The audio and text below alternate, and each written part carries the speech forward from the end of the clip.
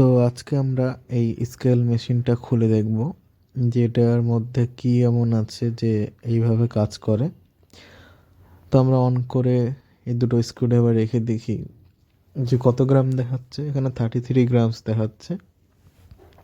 তো বন্ধ করে দেওয়ার পর এটাকে আমরা খুলবো। প্রথমে ব্যাটারিটা বার করে নিই। এখানে দুটো ব্যাটারি রয়েছে।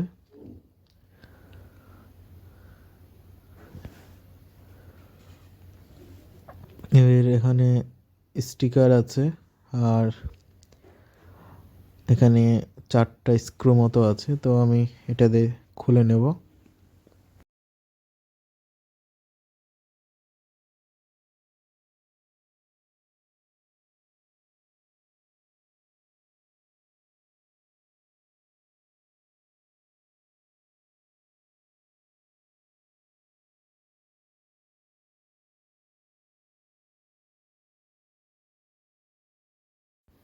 তো আমার স্ক্রুগুলো খোলা হয়ে গেছে এবং এর মধ্যে ওয়ারিংসগুলো আমরা দেখতে পাচ্ছি। এখানে একটা সেন্সর আছে যেটা স্টিলের মতো কিছুটা দেখতে। এই হচ্ছে মেন সেন্সরটা। এটা মূলত রেজিস্ট্যান্সের বেসিসে এই পুরো ফাংশনটা হয়। তো এটা আমরা এর মধ্যে থেকে উপরের প্লেটটা থেকে খুলে নিই।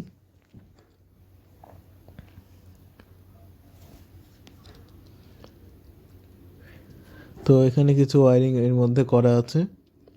তো এটা যখন বাঁকানো হয় তখন এর মধ্যে ইলেকট্রিক্যালের তো এবার দেখি ব্যাটারিটা লাগিয়ে যদি আমরা ইউজ করি তাহলে কেমন লাগবে।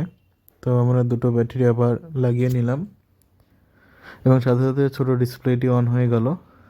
এখন আমরা যদি এই জিনিসটাকে হাত দিয়ে নাড়াচাড়া করি তাহলেও কিন্তু আমরা কিছু রিডিংস দেখতে পাবো, কারণ এটা সম্পূর্ণ এই জিনিসটা বাঁকা চড়া বা বাঁকার উপরে নির্ভর করে বা কতটা বাঁকছে তার উপরে কতটা প্রেশার পড়ছে সেটা এখান থেকে মেজারমেন্ট হয় বা মাপা হয়।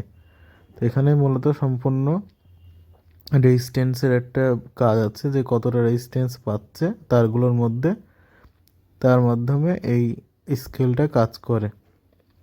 এটাই হচ্ছে মূলত সম্পূর্ণ স্কেলের জিনিস এবং এটা দিয়েই সম্পূর্ণ স্কেলটা চলে।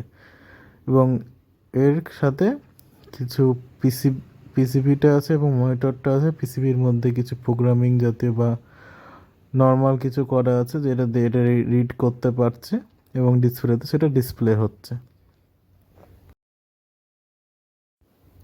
এবার এটা আগের মতো অ্যাসেম্বল করে নিই।